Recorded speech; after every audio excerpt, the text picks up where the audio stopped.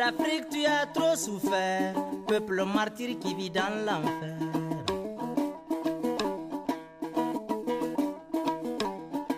Enfant d'Afrique, tu n'as que trop souffert, peuple martyr qui vit dans l'enfer.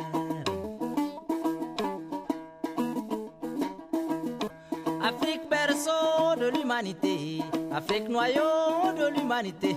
30 ans de guerre dans la misère, tu cherches en vain un homme qui te libère. Enfant d'Afrique, tu n'as que trop souffert, peuple martyr qui vit dans l'enfer.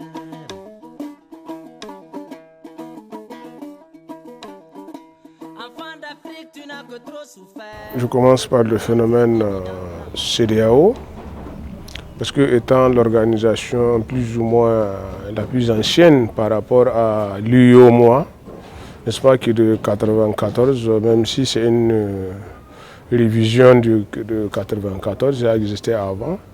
Et donc, on voit que la CEDEAO, c'est un espace communautaire.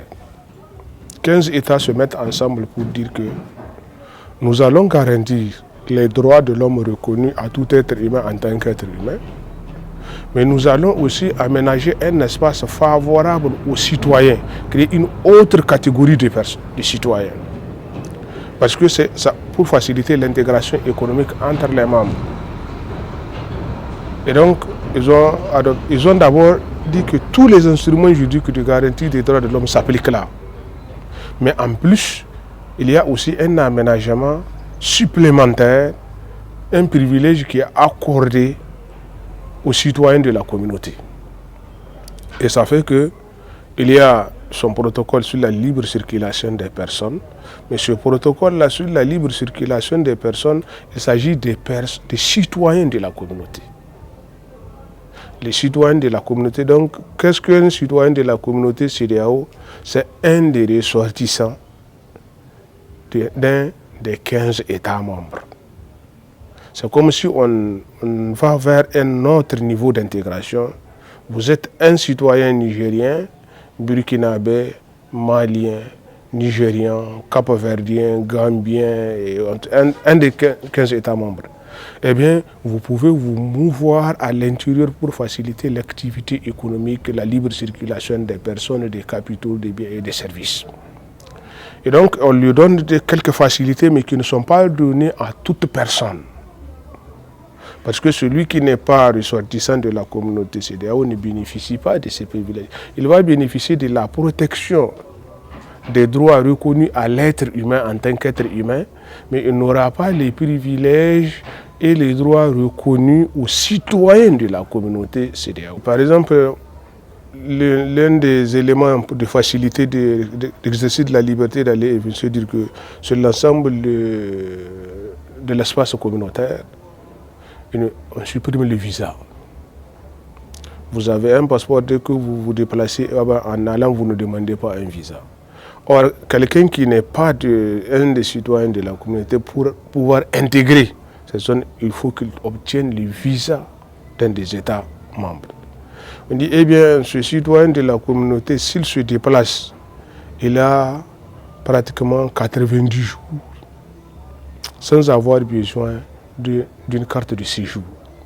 Donc il a le droit de s'établir, faire ses activités pendant les 92 jours, il s'en va. Ce sont des facilités. Parce qu'il y a une certaine reconnaissance mutuelle des actes délivrés par les États. Et donc il y a le droit d'entrée, il y a le droit d'établissement, il y a le droit de résidence qu'on reconnaît à ces différents acteurs, alors que des citoyens qui ne sont pas de cet espace ont ces formalités à remplir. Ce n'est pas une interruption, mais ces formalités, c'est déjà beaucoup de temps, c'est beaucoup d'argent que ça coûte, n'est-ce pas? On a puisé, en fait, cet exercice, en vérité, de l'expérience de l'Union européenne. Parce que le phénomène de communautarisation, de création de ces espaces, c'est au niveau de l'Union européenne. Et donc, qui est une sorte de mimétisme, en vérité, qu'on réplique à ce niveau. L'Union africaine aussi est inscrite, en fait, à long terme dans la même perspective, pour pouvoir créer un espace continental, communautaire, qui faciliterait la libre circulation de l'ensemble alors des ressortissants des 54 États de l'Union africaine. On n'y est pas, CEDEAO était un peu plus en avance dans ce cas de figure. UEMOA aussi, source de la même veine naturellement, aussi a reproduit les mêmes textes. La facilité de circulation des personnes citoyennes de la communauté UEMOA, et donc les 8 États membres pratiquement, qui ont le droit de résidence, d'établissement, droit d'entrée. Enfant d'Afrique, tu as trop souffert, peuple martyr qui vit dans l'enfer. En son sein, elle contenait des dispositions très problématiques.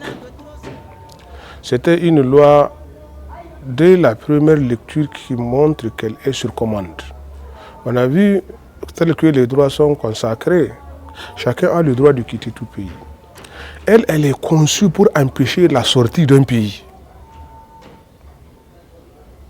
Or, l'État qui veut fixer les conditions d'entrer sur son territoire, c'est à lui de déterminer le régime.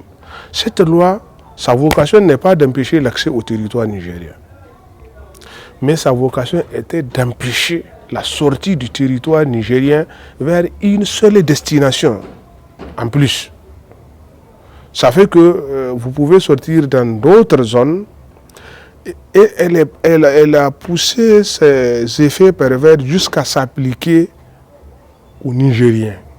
Pas même les ressortissants de l'espace communautaire UEMOA ou CEDEAO, mais y compris les Nigériens ont commencé à souffrir de ces effets pervers.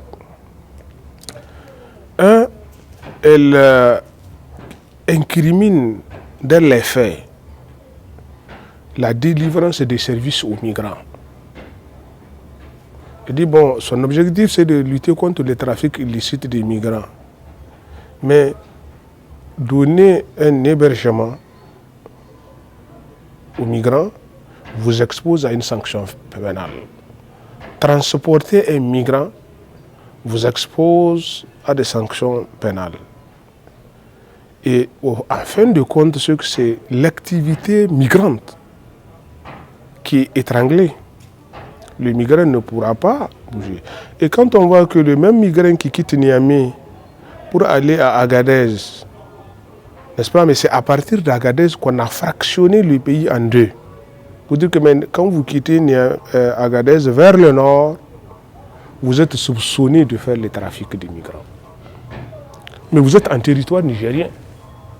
Quand l'État du Niger garantit la liberté de circuler librement, il ne peut empêcher à un Nigérien d'effectuer le déplacement.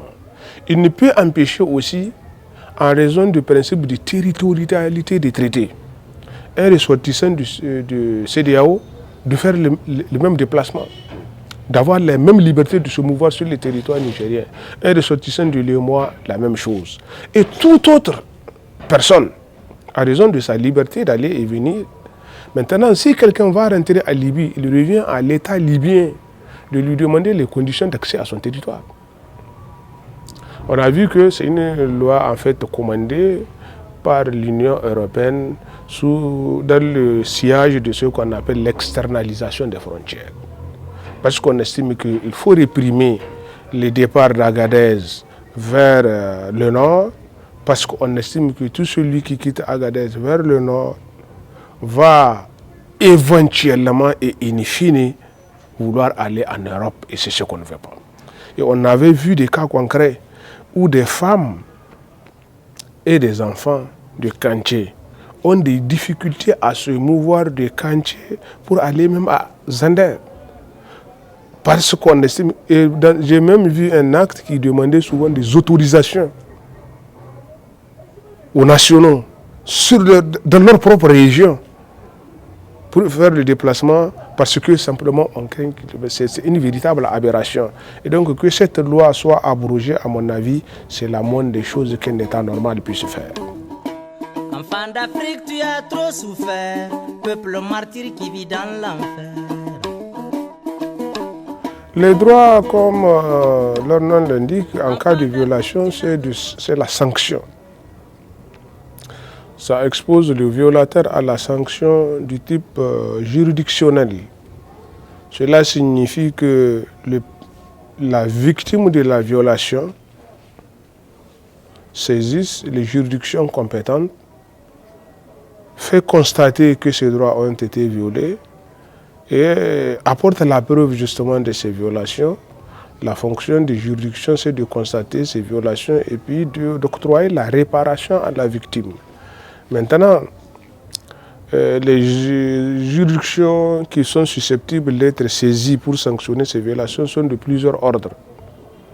Il y a les juridictions nationales, il y a les juridictions ou les instances internationales. Parmi les juridictions internationales, parce que nationales, il y en a de plusieurs natures. À l'échelon national, il y a le juge administratif, lorsque c'est des actes qui sont pris, des actes administratifs, mais qui sont attentatoires aux droits des personnes, eh bien, les individus peuvent aussi attaquer devant le juge administratif. Ça peut être attaqué devant le juge de l'ordre judiciaire lorsque c'est des voies de fait qu'on constate qui sont là.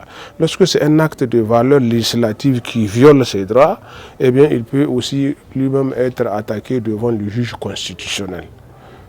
N'est-ce pas, qui doit constater qu'il y a un acte législatif qui a violé les droits fondamentaux consacrés dans la loi fondamentale et bien constater cela pour sanctionner. À l'échelon international, nous avons plus proche jusqu'à une certaine date la Cour de justice de CEDEAO. Ce texte-là, conduit communautaire de CEDEAO, il y a une juridiction qui a vocation à veiller à leur respect.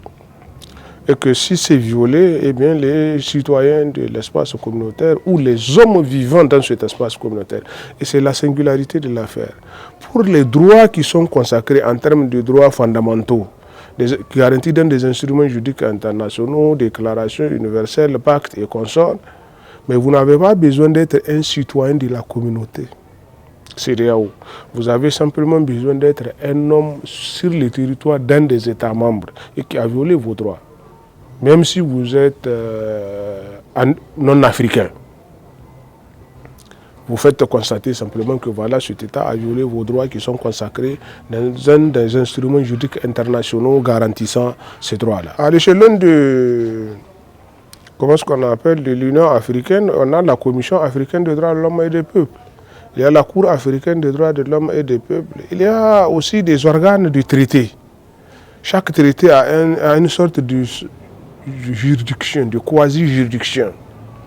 Un organe qu'on prévoit, qu'on appelle, qui surveille l'application du traité et qu'en cas de violation, on peut porter plainte devant cet organe-là. La victime. La victime peut porter plainte.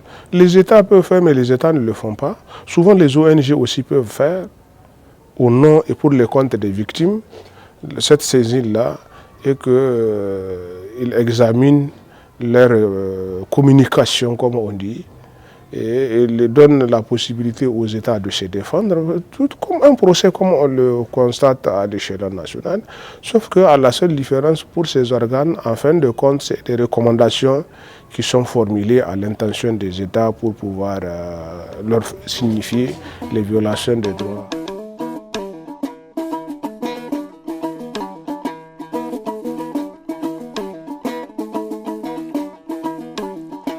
Enfant d'Afrique, tu as trop souffert, peuple martyr qui vit dans l'enfer.